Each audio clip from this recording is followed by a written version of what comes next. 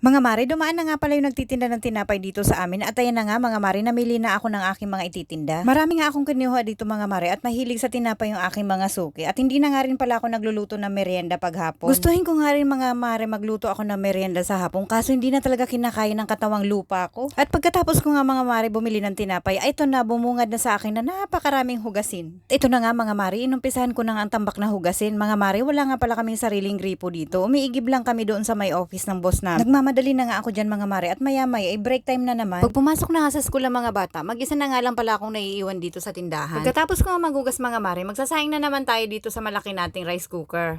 6 na kilo nga pala ang laman yan. Bali 2 beses nga pala ako nagsasaing. Pagising ko sa umaga, nagsasaing na ako mga mare at sa tanghali, nagsasaing pa rin ako. Mabilis nga naubos yung sinaing ko kanina mga mare at maraming bumili pala ng kanin. Pagkatapos ko nga magsaing mga mare, kumain na nga muna pala ako sandali at marabit na nga ang break time. Itlog nga pala at saka ginataang sitaw kalabasa at saka bigas na mais ang kinakain ko. Yun lang mga mare for today's video. Bye!